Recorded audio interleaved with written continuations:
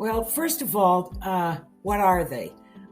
They're calls made with an automatic telephone dialing system or calls that contain a message, as we all know, made with a recorded or an artificial voice. So you're not really speaking directly to someone. It is recorded. Many robocalls are legal. There are civil penalties right now, and we've introduced legislation called the Do Not Call Act. That's a bipartisan piece of legislation that would criminalize. It would add criminal penalties to a bill that I worked on a few years ago called the Trace Act. If you can prosecute one of these big spam callers, one of the people or entities who are perpetuating these phone scams, I think you send a signal with criminal penalties that it's not worth the risk of trying to do it.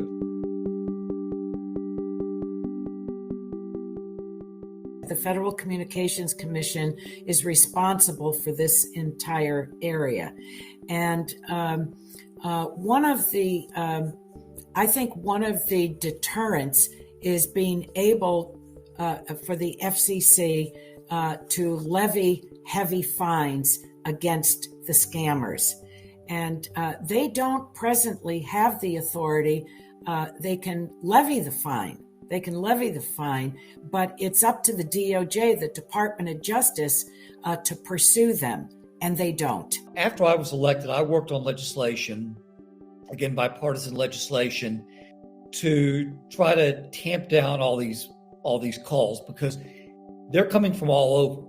I'm in the West Tennessee area, so our area codes are 901 and 731. I could get a call that purported to be from a 901 or 731 area code.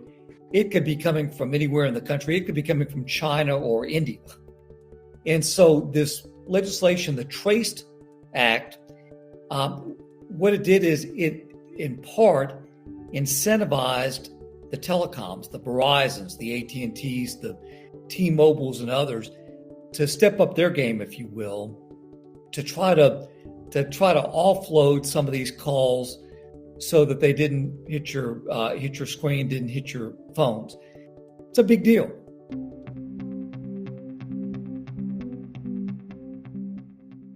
This is really very important because there were so many consumers. I mean, this was wildly popular in the country, can add their names to the Do Not Call registry so that telemarketers are not allowed to call them. To date, the Congress has really failed to step up and pass a comprehensive privacy law for our country. The bill that we introduced, academicians said that it was the singularly most comprehensive legislation introduced to protect our privacy. So I think unless and until the Congress does so, our personal information is up for grabs. We know that. Almost everybody's got a cell phone or two cell phones. It's our way of life. It is our lifeline. So with that Trace Act, now you see on your phone spam or potential spam, or maybe there's a call that comes through and it immediately goes to voicemail or it shows up as junk.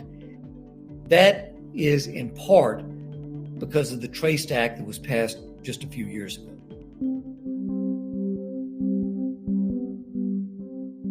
Fairly recently, former President George W. Bush thought he was actually speaking to President Zelensky, president of Ukraine, and it was a fake. And the chairman of the Federal Reserve thought that he was speaking to one of his foreign counterparts. That was a fake. So if the chairman of the Federal Reserve and the former president of the United States are duped, what a glaring example of what we need to make sure that in any legislation regarding artificial intelligence addresses that. We see more AI artificial intelligence become part of the phone scams. Imagine they could duplicate your voice from what we're doing right now and other podcasts that you've had, and develop it and use it to call somebody that you're close to. And I guarantee you, as AI becomes more sophisticated, even your loved ones aren't going to be able to tell whether it's the real you or the AI you. And think about that for just a moment. Let that play out. That those videos, that audio, can be used for, frankly, just really scary purposes.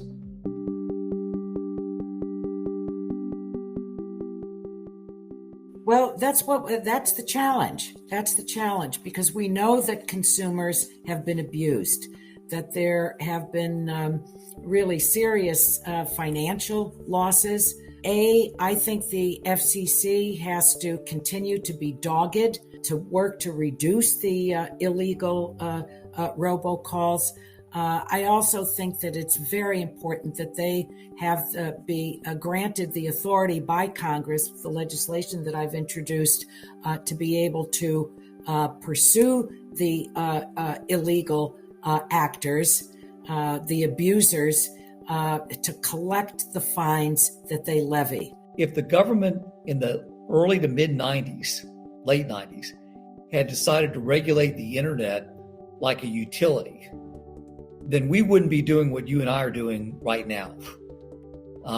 So I think that, in my opinion, the good outweighed the bad. Probably most people, Republican, Democrat, what have you, would agree with that.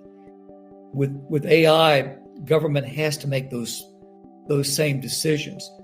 Do you regulate it? Is there a light touch?